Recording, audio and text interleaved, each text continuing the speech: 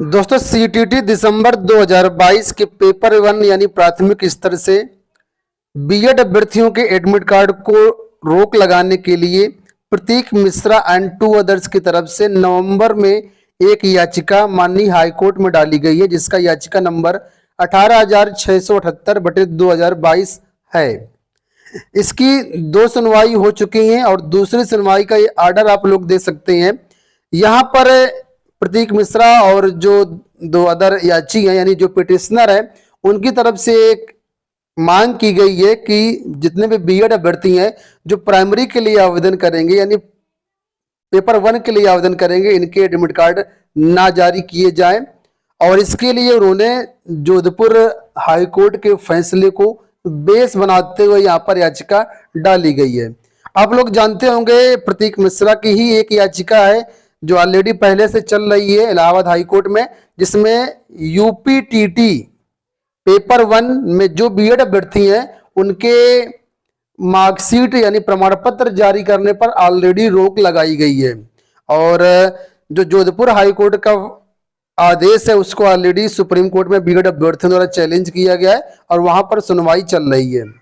तो कई सारी चीजें यहाँ पर सामने हैं। तो अब इसमें क्या हो सकता है, क्या जो बीएड अभ्यर्थी हैं वो सीटेड पेपर 1 नहीं दे पाएंगे, क्या इस पर रोक लगेगी, तमाम सारी बातें आने वाले टाइम पर देखने को मिलेगी। लेकिन इस जो आदेश आप सामने देख पा रहे होंगे जिसकी सुनवाई 22 नवंबर को हुई थी, तो इसमें क्या बातें निकल के आई है, क्या कही गई है, तो यहां पर आप लोग देख सकते हैं बीएड अभ्यर्थियों की बीटीसी अभ्यर्थियों की मांग क्या है। तो यहां पर देखिए लिखा है the petitioners have prayed for the issuance of a writ mandamus commanding the respondent number 3 central board of secondary education Delhi central teacher eligibility test.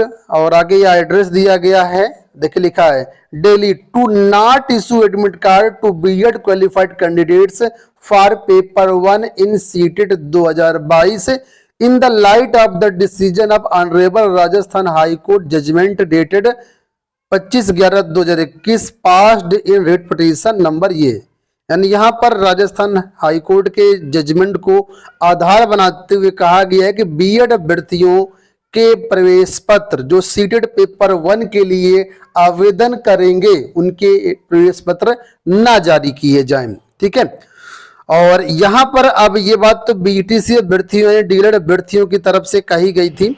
अब इसका जो बचाव कर रहे हैं वो बीएड अभ्यर्थियों की तरफ से एडवोकेट हैं, इसके अलावा सीबीएसई की तरफ से भी एडवोकेट हैं और जो गवर्नमेंट ऑफ इंडिया है उनकी तरफ से भी यहाँ पे एडवोकेट है। तो काफी मजबूत सुनवाई यहाँ पर 22 तारीख को देखने को मिली थी। तो यहाँ पर देखिए आगे बताया गया है जो बीएड अभ्यर्थियों का अधिवक्ता थे उन्होंने देखिए क्या कहा। See Bharat Pratap Singh learned counsel for the respondent number 2 submits that SLP number 32/22/2020 has been filed assailing the decision of the Rajasthan High Court in writ petition this and SLP has been entertained and notices have been issued to the respective states.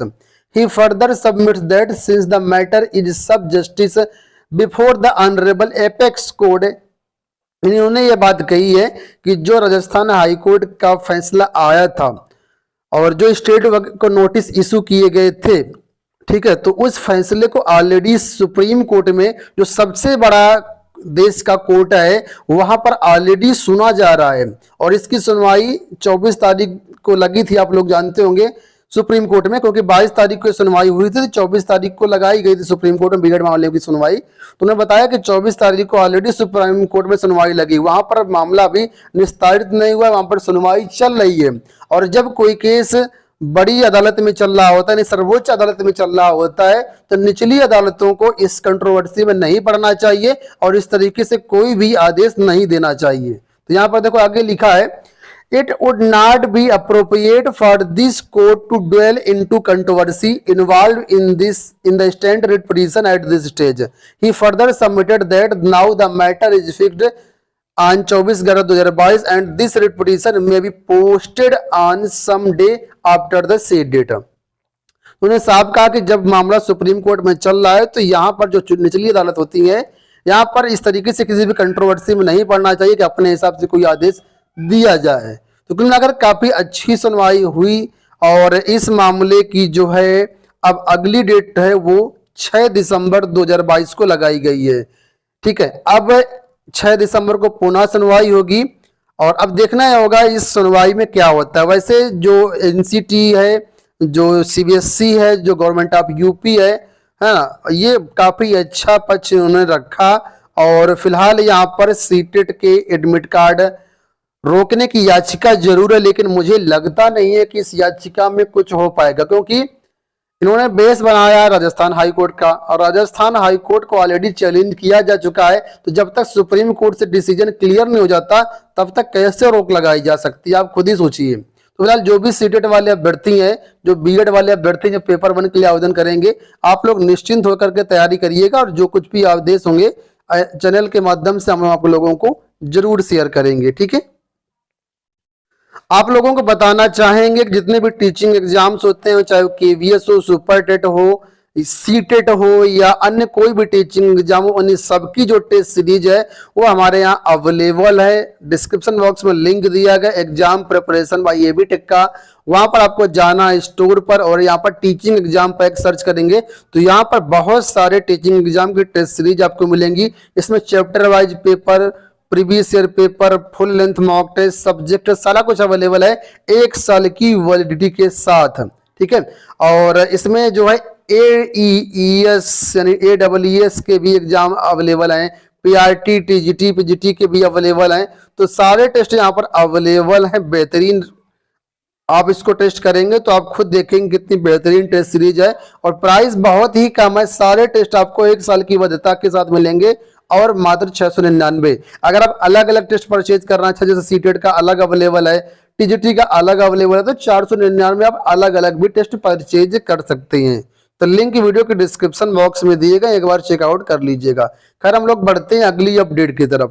तो यहाँ पर बात कर लेते हैं AEES के बारे में। एटॉमिक एनर्जी एजुकेशन सोसाइटी की तरफ से टीजीटी, पीजीटी, पीआरटी की भर्तियां आई हुई थी। बहुत सारे लोगों ने इसमें फॉर्म भरा है, हमने अपने चैनल के माध्यम से आप लोगों को बताया भी था इसके बारे में। तो फिलहाल दोस्तों यहाँ पर देखिए जो एग्जाम डेट है वो लग चुकी है, एडमिट कार्ड वगैरह भी जारी कर दिए गए हैं। तो यहाँ पर जो एग्जाम डेट है अभी पीजीटी की और टीजीटी की, साथ में लाइब्रेरियन की 3 पोस्ट की एग्जाम डेट जारी हुई है। 21 और 22 दिसंबर 2022 को यहाँ पर एग्जाम होना है और इनके एडमिट कार्ड भी जारी कर दिए गए। यहाँ पर आप लोग देख सकते हैं पीजीटी का एडमिट कार्ड आउट हो चुका है, टीजीटी का एडमिट कार्ड आउट हो चुका है और लाइब्रेरियन का भी आउट हो चुका है। तो एडमिट कार्ड आप लोग डाउनलोड कर सकते हैं इस वेबसाइट के माध्यम से। ठीक है, और रही बात अन्य जो भर्तियां हैं जैसे कि पीआरटी प्राइमरी टीचर की या पीआरटी म्यूजिक की या प्रिपरेटरी टीचर की, तो इनके भी एडमिट कार्ड वगैरह नहीं जारी किए गए। जैसे जारी होंगे चैनल के माध्यम से आप लोगों को सारी अपडेट प्रोवाइड की जाएगी।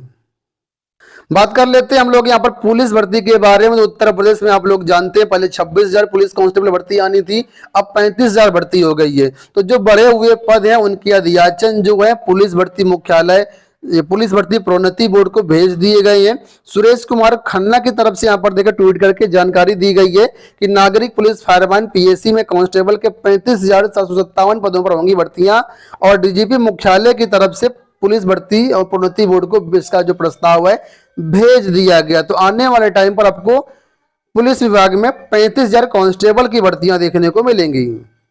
बात कर लेते हैं डीएलएड एग्जाम को लेकर के। तो आप लोग जानते होंगे बीटीसी यानी डीएलएड द्वितीय सेमेस्टर और जो चतुर्थ सेमेस्टर वाले अभ्यर्थी हैं इनकी परीक्षाओं के लिए ये नोटिस जारी की गई पीएनपी की तरफ से। सभी डाइट को और डीआरएस को नोटिस जारी की गई है। 3 दिसंबर की यहाँ पर डेट पड़ी हुई है और यहाँ पर एग्जाम डेट देखिए बताया गया कि जो आपका एग्जाम होगा वो द्वितीय सेमेस्टर का एग्जाम 19 दिसंबर से 21 दिसंबर के बीच करवाया जाएगा और जो चतुर्थ सेमेस्टर वाले अभ्यर्थी इनका एग्जाम 21 दिसंबर से लेकर के 24 दिसंबर के बीच करवाया जाएगा। तो परीक्षा करवाने के संबंध यहाँ पर पूरी नोटिस जारी कर दी गई है। कैसे परीक्षा होगी, कितने विद्यार्थी बैठेंगे, कौन से सेंटर बनेंगे, सारी चीजें यहाँ पर देखिए दी गई हैं। तो जो भी अभ्यर्थी हैं अपनी तैयारी करते रहे। तो आशा करते हैं वीडियो पसंद आया होगा। इस वीडियो में इतना ही, धन्यवाद।